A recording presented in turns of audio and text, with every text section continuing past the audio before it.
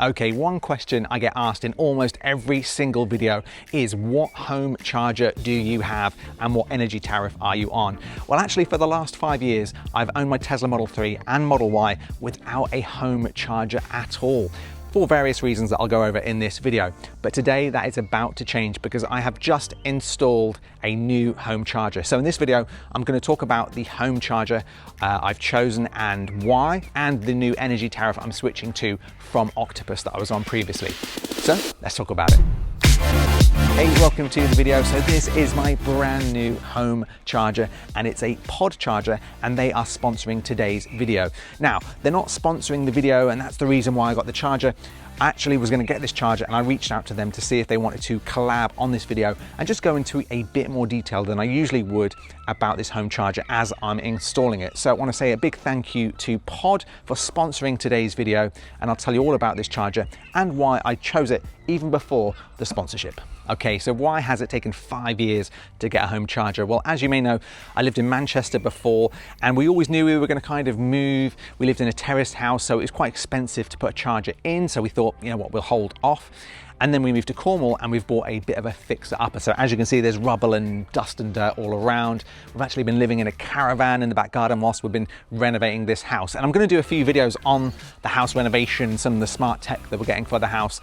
But the house is just about ready. It's been rendered, and so we got Pod to install this new charger. So let me tell you about it and why I chose this charger right now. Okay, so here it is. This is the Pod Solo 3S, and I've actually gone for the tethered version. You can get an untethered version if you want to plug in your own cable, but I just like the idea that I can reverse the car in here at home, plug this in and just leave it all night to charge.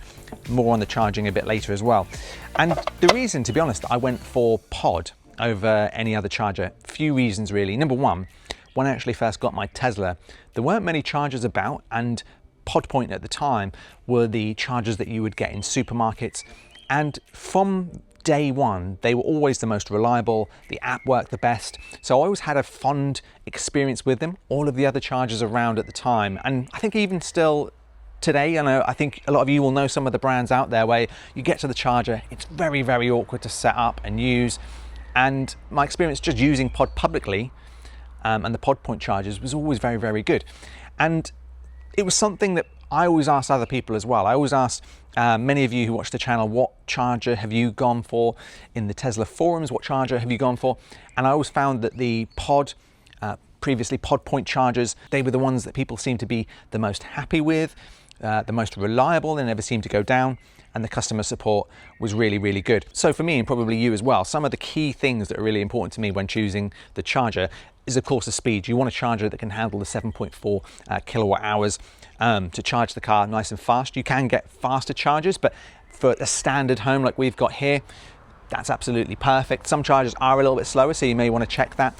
Second of all, we're down in Cornwall now, so we're quite tucked out of the way. So we want to make sure if we're getting a charger, it had good support. Some of the other chargers don't really come with anything other than just a small warranty. This has 24/7 support and a 5-year warranty. Also, the actual build of the charger is very sturdy as well. I actually like that you can tether the cable around the charging block. Many others, especially like the Tesla one that I was almost going to get, you can wrap it around it, but it's not an ideal solution. A lot of people get a separate post, and I didn't want that. I did actually want this to be part of the house. Now, actually, on the house, I'll kind of get you a couple of clips, but all of our windows are black, the cables are black, so I wanted a black charger as well, just so it tied in nicely with the house. And I like that you can just simply put the cable back into the cable holder and it's just nice and neat. You've got a really long cable on this, so I can reach to the car, plug it in. And yeah, I really like the look of this design. It's not gigantic, it's just a nice compact design that's tucked away nicely on the house. Now let's talk about the install process. This is something that I think a lot of people often overlook. You see a price for a charger in places and it more often than not will not include the install price, which means you have to buy the charger and find a qualified electrician who can install it for you, which can be a bit of a faff. And I know from when I was in Manchester, there's a lot of electricians that will say they can do it and they've never really done one before. So the install, in my case, with this setup that I went for is actually included in the price. And a big shout out to Big Ash, who came and installed the charger. He did a fantastic job and ran me through the entire process.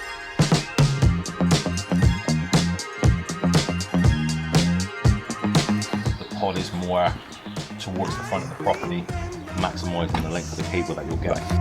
There's so much that goes into an install which I didn't actually realise. Ash was explaining every part of the charger, like the reason it has a lot of space inside is so that the heat can dissipate more effectively than other chargers.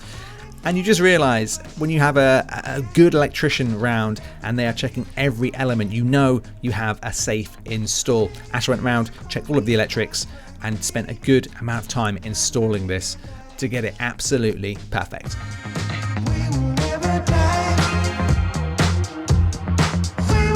Now, an important part of the process and something you'll actually use every day is, of course, the app. Now, I just tell it what I want. So if I want 80% by, say, 7 in the morning, I put that in and the app just sorts itself out, charging overnight when the electricity is cheap. And, you know, in those few times where I'm ever caught short and need power right now, there's a boost button that overrides all of it. Now, I can see exactly what I've used and what it cost me. Another thing I like as well, because the charger's connected to the internet, if I'm away from my house, we live in quite a touristy place, I'm always worried, actually, being quite close to the beach, that someone is just going to come and park in our driveway and try and, you know, charge. Or you might get a builder or someone come in who uses your charge. What you can do with the app is you can lock and unlock the charger from the app itself. So maybe you've gone away for the week and you just want to make sure that someone else isn't using your charger. You can lock it from the app, and that means that anyone who gets your cable and plugs it in will not be able to charge on the go. It'll also happily handle more than one car if you've got a few EVs in the household, or if you've got friends staying at your house. There's also something really cool which is called Pod Rewards, and it actually pays you actual cash up to £100 a year just for charging at the smart cheap rates, which, you know, you kind of want to do anyway, right? So it builds up in the app, and once you hit a tenner, you can pull it straight into your own bank account. You don't even have to leave it in the app. It doesn't work with the boost charging, but all of your smart overnight charging will be earning you money back. And, you know, I thought if you can earn £100 a year, and, you know, this charge roughly cost me, say, £6, £7, £8 a full charge, think how many free charges you're going to get over the year, how many long journeys you're going to get for free by using these rewards. I actually think it's a really cool feature that I don't really see anyone else doing at the moment. The charger is also solar ready, so if you've got panels, it will charge the car off what your roof is generating. And although I don't have solar on the house at the moment, we've kind of spent out on doing the house up, I definitely want to add solar in the future, so watch this space on solar. Okay, now onto another big thing, the tariff. This is the bit that genuinely got me to switch away from Octopus. It's called Pod Power, and it's the new EV tariff from EDF that's only available to Pod customers. So the headline is the 6.49 pence per kilowatt hour for 7 hours every single night. So from 11 PM all the way through the night till 6 AM. Pretty incredible, right? And remember, on a rate like this, it's not just the car that rate covers. It actually covers your whole house during those hours. So I've actually scheduled our dishwasher, washing machine, dryer to come on at those off-peak times, and it's actually saving us a lot of money compared to our regular peak times. So the price is fixed for 12 months too. Pod reckons it will save you over 450 quid a year compared to a standard tariff, and that's before you stack up the rewards on top. Now, I know exactly what a load of you are typing in the comment section already, but what about Octopus? Because Octopus Intelligent Go is pretty good, right? And it's massively popular. And I'm not going to sit here and pretend otherwise. It is very, very popular. But for the way I charge overnight at home, plugged in every evening, the EDF tariff just wins on the two numbers that matter the most to me. Octopus is 8 pence per kilowatt hour at the time of doing this video. Pod Power is 6.49 pence. Octopus gives you a 6-hour cheap window, whereas the Pod Power gives you a 7-hour window. So it's cheaper per unit and you get a longer window to use it. So for overnight home charging, that's just less money. Simple as that. I'll of course put a link in the description below to ensure you can get this rate and also get any sign-up discounts that I can find.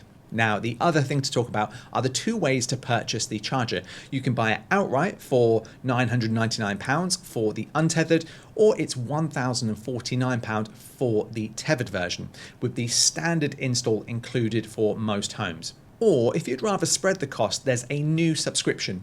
It's £34 a month for 3 years and a £99 upfront cost, which I think honestly is a great way to get a charger right away. If you're coming from a petrol car, that saving plus the low subscription easily offsets what you were likely just paying for fuel. I mean, if you work it out, it's like a fantastic way to get a charger and cheap charging. There's also a bundle called Plug and Power, where you can get the charger for around £500 up front with a 2-year fixed tariff. Just be aware that there are exit fees if you cancel that one inside the 2-year window. So go in with your eyes open. And then for the tariff itself, if you're buying a charger, they send you a sign-up link once you've ordered. Now, what if you're watching this and you already have a pod charger on your house? You're thinking, oh God, I'm going to miss out on this great deal. Well, don't worry. All you need to do is just verify your charger's number and then sign up with EDF directly. I'll put the link in the description below for you. So after 5 years, this is the charger that I've finally chosen. And this is going to be on the house now, charging the Model Y every single night. So make sure to check out the links in the description. I think whether you go for the subscription or if you buy the charger outright, I think both are fantastic deals. And that new pod power tariff from EDF is just unbeatable at the moment. So over the next few months, I've told Pod that I will be honest about my usage of this charger. So I'll let you know if I have any issues, how that rewards process is going, and what I think of it after 6 months. So far, so good. I've had it in now for a good couple of months and it's been fantastic, no problems at all. So if you've got any comments or questions, leave them below because I promise I do get back to every single one. Thanks for watching and I'll see you in the next video.